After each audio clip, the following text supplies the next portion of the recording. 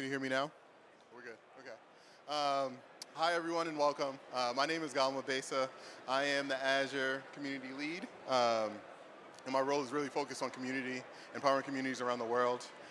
Today, we are joined by community leaders from .NET, Azure, Fabric, Global AI, and they're here to talk about what it means to build community, how to get involved, and we'll hear about their journeys in leadership, lessons they've learned along the way, practical ways in which you can get involved, start a community, or even connect with others who share your passion for technology.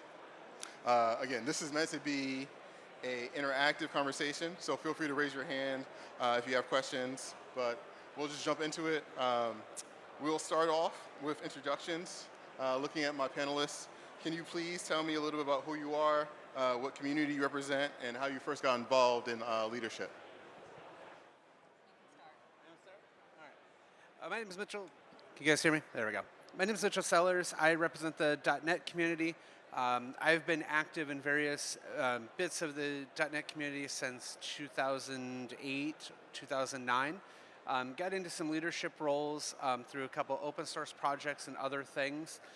Kind of tripped, fell, and landed there. Not sure that I could do it again. But ever since then, I've been in leadership roles within open source communities, conferences, events, and a few other things, as well as the .NET Foundation. So lots of interesting community experiences. My name is Prashant G Bhoyar. I am from the Washington, D.C. area of the United States, and I've been active in the community since 2012. My first experience with the community was as an attendee, and then I started helping with running the user groups, and slowly started getting into running local conferences as well. And we have one of the strong communities in the DC area. We meet every month in person. And also we run like 3 to 4 community conferences in a year on various topics around Microsoft tech. My name is Rie Merritt. I am a principal PM manager with Microsoft, and my job is influencers, community, and events for Azure Data. And so what falls under my purview are the MVP programs, 2 different user group networks, super users, our engagement at various events across the community, and then Fab Con and 𝗦𝗲𝗀𝗀𝗀𝗀. In my not Microsoft working life, I run a user group based in Atlanta Azure Data, and prior to the pandemic ran SQL Saturday Atlanta, and haven't gotten back involved in that lately. But so personal life, community oriented, and then I turned it into a job. Thank you. So can you tell a little about what motivated you to step in a leadership role when it comes to your communities? Like, what was the deciding factor for you to take this leadership role? I'm a control freak. I like to be in charge of things, and when other people don't do it right, I get frustrated. No, so even with my job, right? So in the role that I'm in at Microsoft, slowly things got put onto my plate, but the same happened kind of in the community, right? I started helping out just a little bit and found that I could take that on my plate, right? Still have a full-time job, still be a mom to my daughter, but and then could also give that little bit back to the community, right? So I built my career in the community, right? I went from junior DBA all the way up to Director of Database Administration for the largest payment processor in the world, because I attended user groups and I attended regular meetings and all that. So this was just this little way of how can I give back, and then just kind of like took on a little bit more and a little bit more, and next thing I know, I'm running the group. So that's how. Thank you. Okay, so I have 2 reasons for it. One is the forced, because some of the mentors who mentored me in the early part of my career, they were like, okay, now I need to step back. I'm in a phase of life where I need to spend more time with my family. That was one reason. And second is, I started getting into the leadership role with the communities around 2017 area time. And that's the time I saw, hey, this shiny new thing called AI is there. Companies like Microsoft and others are investing a lot of time, but there's not much happening around that. So how I can get involved and start my own user group so that we like-minded people come together and start discussing around different topics. Like some of the topics that were really hot that time was Microsoft Cognitive Services, like how a developer community can use those services and start build solution. And one of the ways I found is if nobody else is doing it, then why not I just step up and be in a leadership role and start organizing user group meetings. And then at the same time, there was also a push from Microsoft, hey, we need more day-long events on these areas. Like, can you help us doing that? And we started collaborating with Global AI Community and also Microsoft Azure Group, where now, along with the monthly user group meeting, we also started running the day-long conferences as well. Yeah, as I said, for me, it's very similar to the others. I got started in my career, and the community events and some of those interactions really gave me some opportunities. So I was looking for ways to give back as people stepped away, and other ways just to be able to kind of help keep things moving along. The other thing is that as you step into the leadership role, you get reminded of some of the things that were new to you when you got started. They help make you a better manager, a better mentor as well, because you're the one now helping lead those other new people into the community and showing them, okay, well, here's how you can get involved. Here's how we might be able to help you help whatever the organization or the event or that kind of thing is. So it's a way for me to also, help keep that momentum going and bring more to the communities to help keep the process moving.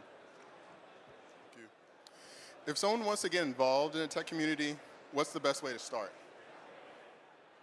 So I think I would have to ask you, what does involved mean, right? So you can be an attendee, like you never have to do anything but attend a user group meeting, and you're in community, right? You're attending build, you're here at the session, you're in the community, check, right? So you're done. You've already accomplished one thing on your list, right? So I think it would depend on what involved means, right? You can be an active participant, ask questions, attend meetings, right? Like as a leader, seeing somebody consistently attend is quite the rush, right? Oh, I'm doing something right. They appreciate it. So that's all you would ever have to do. But I would suggest not jumping into the deep end of the pool if you want to get involved in leading or guiding the community, right? Start small. I started helping with registration at an event that we hosted. Like that was my zero entry pool into leading the community, right? The first time I spoke at a conference, I moderated a women in tech panel, right? Short entry. So I would say start small, pick something, go talk to your local user group leader. How can I help? Can I be the person that's in charge of ordering pizza each month? Can I be the person who makes sure the emails go out each month, right? It sounds small, but to that person who's running the group, it would be such a load off if even just 3 people in a group offered to do something each month. So that's my advice. Find your local user group and ask them, hey, how can I help? Yeah, all great points made by Rhee. One thing I can add is find your sweet spot. Like, what do you like to do more? Or what are some of the activities which you enjoy? For some people, it may be helping the user group with social media posts. Some people may be really good in terms of sending out marketing email. Some people I know in our user group, they're really good in terms of finding what should the food we order, what kind of quantity, which restaurant we should order from, because all these small things matters, and it takes some time. So find your sweet spot and then see, and then start getting slowly into it. And once you like it, then maybe you can take on more and more responsibilities. Or not. Yeah, as I say, and everything that these two have mentioned, I would completely agree. I'll add 2 small things. Go to the parties and the after events at anything that you go to. If you want to get involved, that's your place to start. That's where you're going to meet the organizers, the speakers, those of us that are there, right? No matter how many conferences I go to a year, which is like 15, maybe 20 a year, I always go to the parties because you never know who you're going to run into, who you're going to get a chance to connect with. And those introductions are sometimes your ways in, whether it is in a volunteer basis, as a speaking basis, as a professional basis, as a, hey, you found the right person to complain to about that product that you use. All of the above can happen, and that's one of those ways in. The other thing is if you have a unique ability, especially anything in the tech space, if you're a marketing person, a social person, somebody that does some of those things that maybe aren't as prevalent in the community, and those are the types of skills that you want to help volunteer, Those are really the things. Even if you just volunteer and say, hey, I could do this or I could help with this, maybe they won't need you now, but they might need you later. And then being there and having those conversations, you never know when that networking will come back and be of benefit to you or others long term. Thank you. So taking a step further, if someone wanted to start a user group for your particular community, can you talk through the steps and the requirements and what that looks like? So that's just me, right? You two don't run, okay. So I run 2 different user group networks, and there's a whole process in place about what you need to do to start a user group on your own and to manage it and to qualify for the kind of benefits that we offer. We have the Azure Data Community, we have the Fabric Community. Similarly, 𝗬𝗀𝗀𝗀 has, and his group has the same criteria that mine does, right? So you have to apply. If you already run a user group, great. You're applying for support. Do you already meet the criteria? So to be a Microsoft user group, you actually have to talk about the Microsoft stack. Not every meeting. We both have, part of our policy is at least half of your meetings need to be about the Microsoft stack. Right now, that doesn't mean you can't talk about other stuff the other half of the time, but if you're going to call yourself a Microsoft user group, you better at least dress up like one, right? So you have to hold a certain number of meetings a year. You have to have at least 2 leaders. You can't run one by yourself. Because if you start building this group and you're running it by yourself and you get hit by a bus, what happens to the user group? There's no leadership left to handle things. There's not even anybody left who has the right permissions to email everybody in the group to say, hey, somebody got hit by a bus, right? So, but there is that application process. Now, if you don't already have a group and you want to start one, I think my advice would be, and this is the guidance that we give to our user group leaders, is that's a really bad idea. If you haven't already run a user group, if you think it's easy, you're going to fail. Like, you just really, really are going to fail. You're going to think it's easy, and it's not going to be easy. You're not going to have a support network. So my advice would be to find another group that you can kind of work with them a little bit, learn the ropes, learn how to connect with speakers, learn how to find sponsors, learn how to identify a venue. All of these things that you aren't just born knowing, right? You can learn from somebody else. And then when you've gotten a little bit of it down, if you wanted to start something on your own, that's when I would recommend. Like, I don't think if you apply with us, we absolutely don't just hand out user groups if you have no idea what you're doing. I agree. Reflecting on your experience as community leaders, what has been your favorite community moment or success story? I can go first. So one of my favorite success story is, so I'm from Washington, D.C. area, and we have a different kind of diverse audience over there. Some people work in the federal sector or government sector. Some people work in the commercial organizations. And most of you know, like, a lot of things are happening in the federal sector, especially since last 2 years. A lot of people in the DC area, they're either out of work or they have to change the career. And one of the success stories we had recently is, so we run a lot of entry-level sessions, entry-level hands-on workshop where we work with Microsoft and give you the environment where, okay, here you go, just bring your laptop and you're going to build a thing in a day. And a couple of attendees, they really got introduced to some of the new technologies from Microsoft. And one attendee just came to us last month saying, hey, because of all this training we had, we actually did a career change and we found an entry-level job now where I was doing something else before, but now I found an entry-level job in IT because the tools or the labs that you gave us really helped me to uncover new things. And now I just launch into that and then to put some extra time. And because of that, I could make a career change. Yeah, as I say, for me, a lot of it comes down to, especially for user group and event-based support, is it's seeing those individuals progress in their career, whether it be a job scenario, as you mentioned, but I see a lot of people that we help. When we evaluate speakers, one of the hardest things with any event, right, is saying yes or no to a speaker, right? I don't ever want to tell somebody no because you don't have any experience, because, well, how do you get experience if nobody gives you a chance? So I have a real strong tendency to work with those that are new speakers, and there's nothing better for me than to see that person that gave their first talk at our event. Maybe it didn't go so great. They got some feedback and they moved on. And then now I see them at all of the other events, the same events that I'm at, doing their own thing or starting their own user group. So for me, it's that continuing to feed the cycle and feed the machine.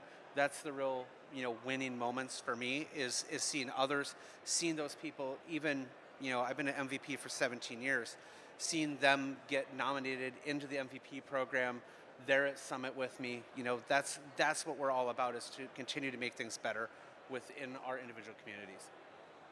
So I think my example of like this great moment in the community is actually a little bit more personal than yours were. So at my user group in Atlanta, this woman who eventually became my friend said to me one day, "You're the reason I came back." And I was like, "Explain. Like, what exactly do you mean by that?" And she said, "I had come to the user group a couple of years ago, and the session that they presented was really, really complicated." And she said, "I thought I was in over my head." She said, "So I didn't come back for like a full year." And she said, "Then the next year I decided I'm going to come back again, give it another shot." She had a year of experience on it with her, right? And so she comes in and sit down. And by then I had moved to town. I was involved in the user group. And I see her there. I've never seen her before. So I walked over and I introduced myself to her. "Who are you? What do you do? Are you from the Atlanta area?" Whatever. We talked for a minute. And then I call other people over and introduce them to her, so that she felt comfortable and welcomed at this user group. And she said, and I just kind of knew right then that I found my place and I found my people. And so she eventually actually became a speaker, became an MVP. She's not anymore. I hired her eventually to work for me. But it was, and to me, that moment, I didn't even really remember it until she talked about it. I was just being kind to someone who had just shown up and sat down by herself. But to her, it changed the trajectory of something, right? So the idea that some little teeny tiny thing that I did, introducing myself to someone and introducing her to other people, that it changed the trajectory of her career is such like a drug, right? It was just so powerful for me to know that this one little thing had this kind of impact. So that's the one for me. Thank you for sharing. Before we open up to the crowd, my last question is, what was your last event? What did it look like? What learnings do you have to share? Like, if you had one mistake that new community leaders can avoid, what would that be? I got this one, unfortunately. One of the events that I help organize has been struggling ever since COVID. We were in person all of the time. COVID happened. We pivoted, did our first virtual event. It was an amazing success. And then last year, after a lot of pressure from our community, they're like, "We want to be in person. We want to be in person." The money wasn't where the people were, and it was a big flop. We had a great success, and then we kind of went down to people still wanted to be there, but they didn't want to spend the money to travel. They didn't want to go anywhere. They didn't want to pay that much money for a ticket. We still got a lot of in-person. And so the real learning for me with that is trust your gut and know your community. I gave into some of the pressures from some longtime community members that we had and said, okay, fine, we'll give it a try. At the end of the day, thankfully our org had built up enough funds within our community to where it wasn't, a devastating blow, but in many cases it would have been. So understanding that audience is one of those things that, if you have a feel for it, you have a feel for it. You mentioned government people. We have a lot of those in one of the communities that I work within, and they don't have travel budgets, and they don't do a lot of discretionary spending. So a $200 online event or a $100 online event, that's a no-brainer. But a travel to any location, doesn't matter where it is, that ends up being on their own dime. And for our community, that meant us going from 150 attendees to only 80. And that's just one of those lessons you learn over time. And so definitely it's just paying attention and knowing where you're going and what you're doing, even if you've been doing it for a long time. So On similar note, recently we used to organize a lot of free events, and with the free event, one thing we observed is the attendance rate was almost 40 to 50%. So every time we have a free event, and let's say if the venue can accommodate 100 people, we used to sell 200 tickets, and we used to plan food for, let's say, 100 people. And recently what happened is, because we had a lot of no-shows, one of the new things we are trying is just add a nominal fees as a ticket price, like for example, $10 and $15.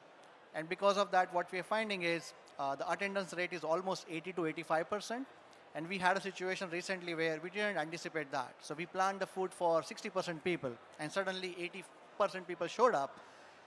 Luckily, we had pizza places where we can order food from, but that was like a really good lesson learned for us, saying like, hey, if you are going to charge even $5, make sure your attendance rate is going to be almost 80 to 85%.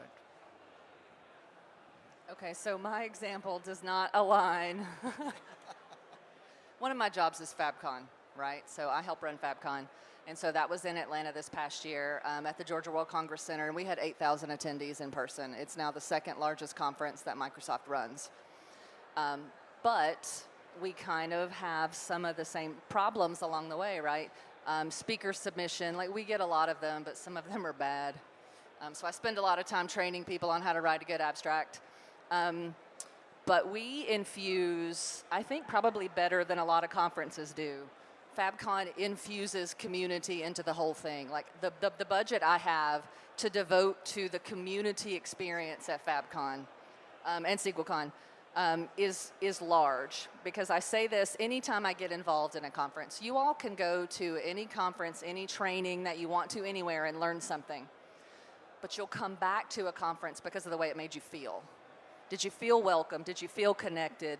Did you feel like your speaker knew what they were talking about, and that they were talking to you, and that those points landed, and that the expo hall where all the sponsors are, did it just feel like they were only screaming marketing at you, or was there some level of engagement, right? So we have a huge community lounge. I think the space that it took up in Atlanta was 30 feet by 100 feet. Of not a single sponsor, nothing commerce, just community. Theaters where they talked about community, meet and greets, certifications, MVP program, user groups, game night every night. In the afternoon, cupcakes or cookies or whatever, like bean bags, charging stations, all that stuff. Only community, not commerce. Just giving people the opportunity outside of a session to connect and to recharge and to meet somebody, or to meet somebody with like interest, right? So if you've been here now a whole day, it's almost the end of the first day. How many of you have not met someone that you have connected with on LinkedIn or some other way? You've all done that, right?